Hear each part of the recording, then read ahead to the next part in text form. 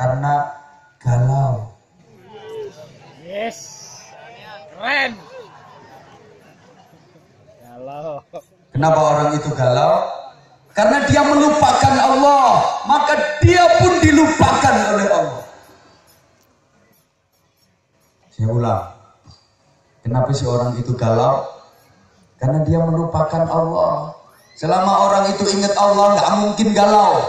Selama orang itu nyambung ke Allah, nggak mungkin galau, nggak mungkin sedih, nggak mungkin susah. Dijaga terus dan ditemenin terus sama Allah. Jika orang galau itu karena dia melupakan Allah, maka dia pun dilupakan oleh Allah. Fadhkuruni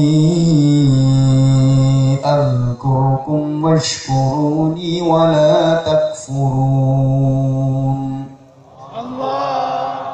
Allah menyatakan dalam Al-Quran, berzikirlah kalian kepadaku, aku pun akan berzikir pada kalian, menzikiri kalian. Bersyukurlah kalian atas nikmat-nikmatku, jangan sampai kalian mengkufuri aku. Kalau bahasa yang mudah difahami, ingatlah kamu ke aku juga akan ingat kamu. Kalau kamu nggak ingat aku juga nggak ingat kamu. Aku tuh apa kata kamu? Asal kamu ingat aku juga ingat kamu. Kalau kamunya sering ingat akunya juga sering ingat kamu. Kalau kamu terus ingat aku juga terus ingat kamu. Kalau kamu jarang-jarang ingat aku juga jarang-jarang ingat kamu. Kalau dikit ingatnya kamu ke aku, dikit pula ingat aku ke kamu. Kalau kamu nggak pernah ingat aku gak ngurus rahimu.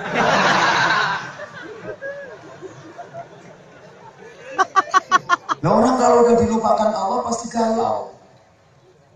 Yang kedua, kenapa orang itu galau? Karena terlalu banyak cicilan. Terlalu banyak kreditan. Ibu-ibu itu kadang udah nyicil rantang, nyicil Tupperware,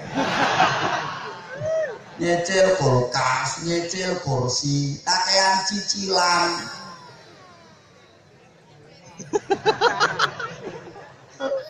Subhanallah. Nah, orang itu kalau udah galau, dipandang aja udah nggak nyenengin. Allahumma sholli ala Muhammad. Bapak Ibu saudaraku jemaah sekalian rahimakumullah. Saya tuh kalau di rumah ya di samping ngelayanin ceramah juga ngurusin departemen persubuhan. Kadang-kadang ada juga sih klien-klien yang suka minta doa, yang pengusaha lah, yang sakit inilah, yang mau daftar inilah, yang jualan inilah, macam-macam. Nyapo nangis makanya.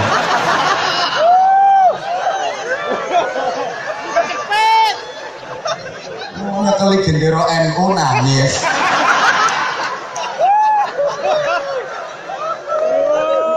Saya dijemput.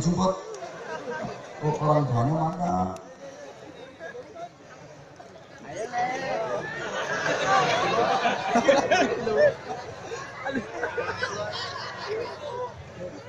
Ikut mama sayang.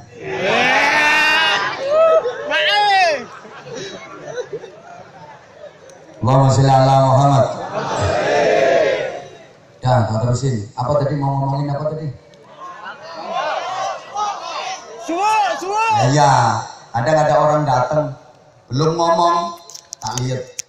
Wah ini batu emang kerut, cangkeme ciut. Langsung tak sugih. Gak usah ngomong, kakean utang. Ya langsung bilang, kok tahu? Ya tahu, kiai nggak tahu. Jadi dia belum ngomong sih langsung tak tebak gitu. Kebanyakan utang. Kok ngerti kiai? Ya. Bibir menyempit itu bibir bermasalah. Cangkem ciut itu cangkem bermasalah.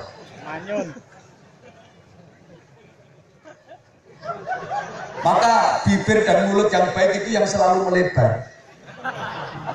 Itu tanda bahwa hatinya gembira, hatinya bahagia, hatinya lapang, pemaaf, seneng, aten-atenane api. Orang itu kalau apa ya, batinnya bagus, kualitas hatinya bagus, itu bibir dan mulutnya cenderung melebar. Iya. Ditanya sama orang, ibu gimana kabarnya? Alhamdulillah, alhamdulillah, sehat, sehat semua. Mesti melebar. Maka kalau bibir dan mulut yang menyempit, ciut, ini mesti bermasalah. Ditanya baik-baik, gimana bu kabarnya? Nggak ngurus. Memang gue pikirin. Orang yang pemaaf juga gitu, bibirnya pasti melebar. Bu, maafin ya, aku yang salah. Ya nggak apa-apa, sama-sama.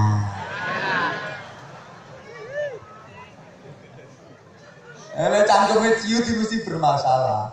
Bu, maafin ya, aku yang salah. Yang salah aku, bu, maafin ya. Rasul.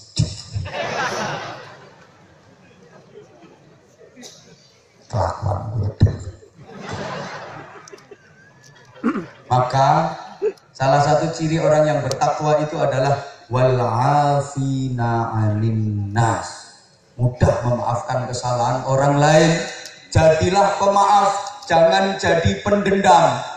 Orang kalau pendendam, apalagi hobinya koleksi musuh, dijamin cepet bongkok, cepet mati.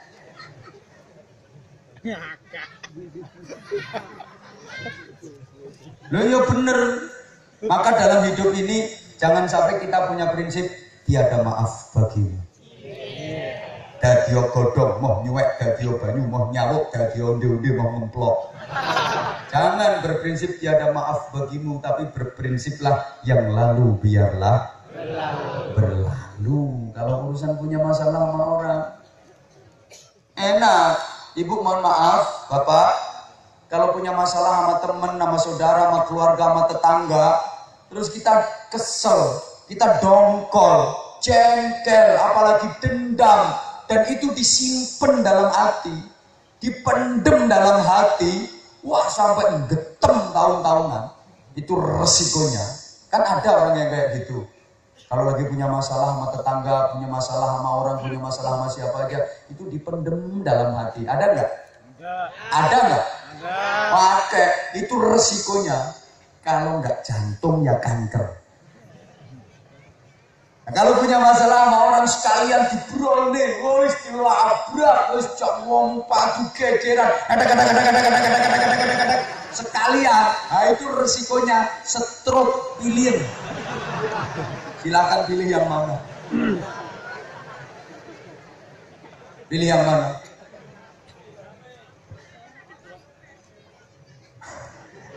Ya, kalau nggak pilih dua-duanya ya jadilah pemaaf. Orang kalau pemaaf itu plong urusannya. Di dunia nggak ada urusan, neng akhirat bebas hisab. Anda kalau masih punya masalah sama orang nggak, belum mau saling memaafkan, itu besok bisa menghalangi masuk surga. Udah ada keputusan dok, silakan berangkat ke surga. Tertahan, bentar, kamu masih punya masalah sama tetanggamu, selesaikan dulu. Yang tonggomu sih ngantri tahu, wow dihisap. Terhambat gak jadi masuk surga. Makanya diselesaikan, ada masalah sama orang, maafin, selesai. Gue paham bukan. Pokoknya tak mungkin. Tak paham ya kebacot, mau ngaji yo enak orang. Subhanallah. Nah orang itu kalau murah senyum itu ternyata mempunyai 4 kekuatan. Subhanallah. Senyum itu mempunyai 4 kekuatan. Sampai Rasulullah menyatakan tabassumuka fi wajhi akhika shadaqatun itu. Dan orang yang murah senyum itu cirinya orang yang ahli surga.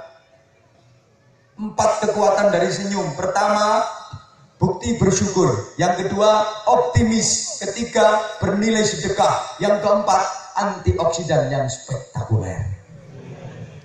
Anggitmu aku raiso ini.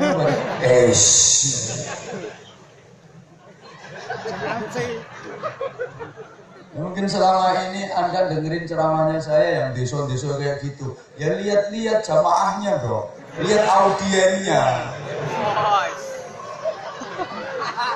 Beda. Aku ngaji kalau di instansi pemerintahan, di kantor-kantor, bareng pejabat-pejabat, bahasanya bahasa ilmiah, bahasanya mereka. Ini ngaji kalau jeburan-jeburan.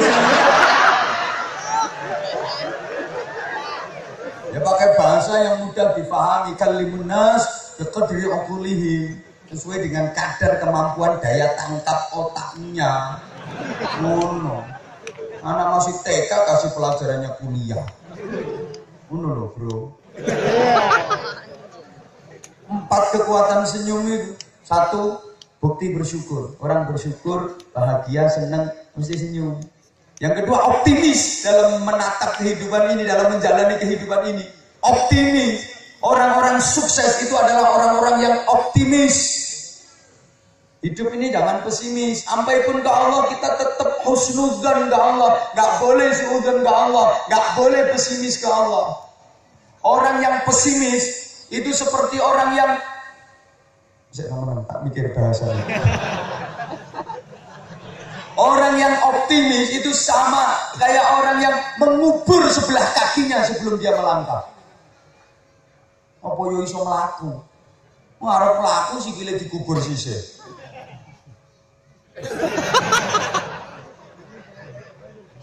Yang ketiga, bernilai sedekah.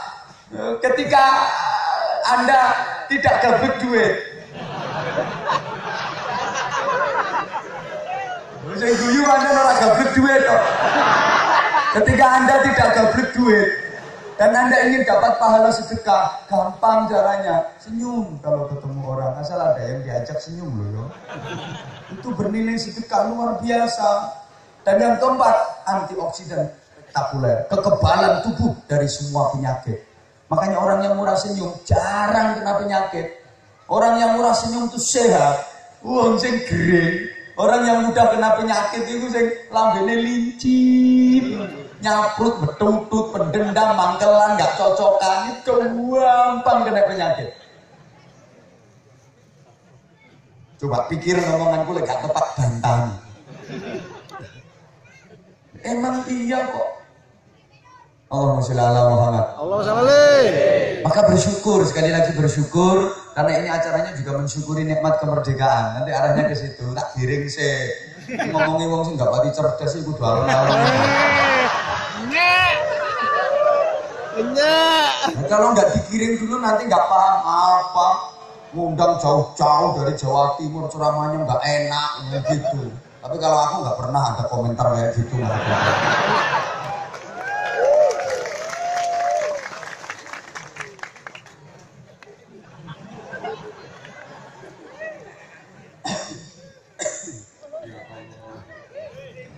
Orang kalau bersyukur, hati gembira, itu nanti yang muncul hormon kebahagiaan. Senyum, sedekah, berzikir, bersolawat, menolong orang, rukun sama tetangga. Itu hormon kebahagiaan, tempatnya di otak sebelah kanan. Tapi yang muncul di kita itu kan yang otak sebelah kiri.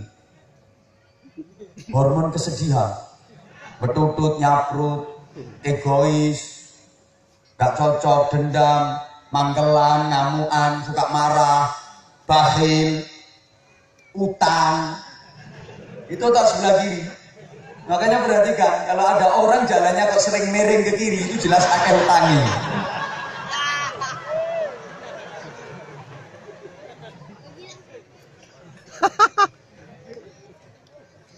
Subhanallah. Berikutnya, setelah kita minta sehat dan mengupayakan kesehatan itu, karena kesehatan penting, buktinya setiap kita ketemu sama saudara, ketemu sama temen, setelah assalamualaikum, waalaikumsalam, saling sapa, saling salam, itu yang ditanyakan pertama kabar tentang kesehatan. Gimana kabarnya, sehat? Betul? Karena memang semua orang itu kepingin sehat. Bahkan yang ditanya pun sesakit apapun dia jawabnya sehat. Sehat, Mbak? Alhamdulillah sehat. Pakal raine tempelan koyo 4 lekul. Jawabnya juga sehat. Belum pernah ada tuh orang ditanya gimana Mbak kabarnya, sehat. Sehat apaan? Habis mencret 11 kali. Enggak, tetap aja ngejawabnya sehat. Karena emang setiap kita kepingin sehat. Meskipun orang udah tua ditanya gimana mbak kabarnya, kayak sehat. Alhamdulillah nak sehat. Tapi ya sehatnya orang tua. Emang beda sehatnya orang tua sama anak muda. Kalau anak muda itu sehatnya betul-betul maksimal. Sehatnya betul-betul optimal, bener-bener sehat. Kemana-mana tangan kosong berani. Tapi kalau udah orang tua itu nggak berani keluar kalau nggak bawa senjata.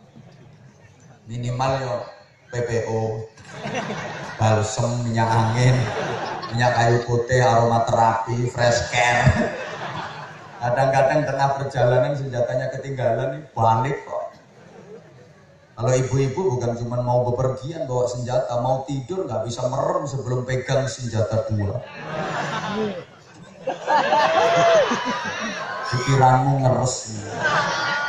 Dua senjata itu, tangan kiri pegang botol diisi air hangat untuk menyeka seluruh tubuh. Tangan kanan minyak kayu putih untuk tolak. Nah, tolak angin, tolak bojo kok.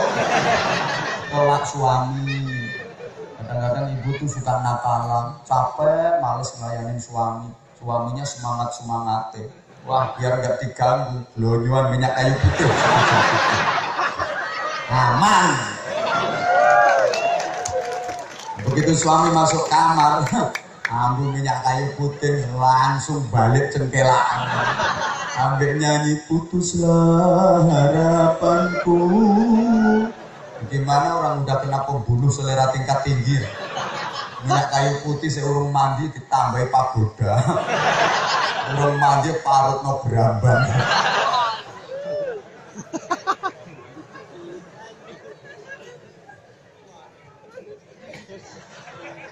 Setelah kita punya iman, kita minta sehat, kita gunakan untuk beribadah. Jangan sampai disia-siakan waktu itu. Likul lil wakti amalun. Setiap waktu yang kita jalani dalam hidup ini harus ada amal kebaikan di dalamnya. Ingat, waktu itu sangat berharga. Al waktu kasaif. Waktu itu seperti pedang. Kalau kita pandai memanfaatkannya, banyak hal yang bisa kita dapat. Tapi kalau nggak pandai memanfaatnya, bisa-bisa pedang itu memenggal leher kita sendiri. Itu waktu. Orang barat, mereka materialis, mereka hedonis. Mereka punya jargon, punya pepatah. Time is money. Money kok mangkai.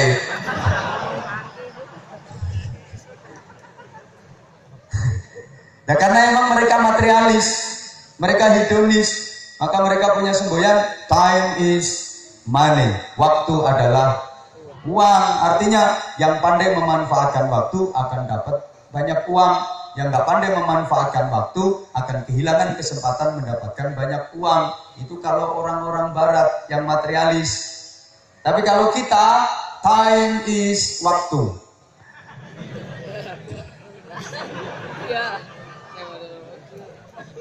Nah, ya betul. Maka manfaatkan betul. Setiap waktu harus ada amal kebaikan di dalamnya. Karena kalau kita menjalani hidup ini ada waktu yang kita lalui tanpa ada amal kebaikan di dalamnya, fahuwa zulmun. Maka itu adalah kezaliman. Sesungguhnya orang yang nganggur itu bukan cuma nggak baik, tapi berdosa. Pengangguran itu berdosa. Cirinya orang yang beriman, walladzina hum 'anil lagwi mu'ridun. Orang-orang yang berpaling dari pengangguran, berpaling dari hal-hal yang tidak ada manfaatnya. Rasulullah menyatakan min husni islamil mar'i tarkuhu ma la ya'ni. Setengah saking. Sebagian dari tanda bagusnya keislaman seseorang itu dia meninggalkan hal-hal yang tidak ada manfaatnya, meninggalkan pengangguran. Maka pengangguran itu nggak bagus. Dosa. Mudah-mudahan desa apa ini namanya? Sukajaya di perumahan Grama Puri Persada betul-betul menjadi desa yang seperti digambarkan Allah dalam Al-Quran, dipuji Allah dalam Al-Quran. Negeri Sabah yang diungkapkan Allah dengan bahasa baldatun thayyibatun wa rabbun ghafur. Desa yang barokah. Bukankah kita diajari satu doa?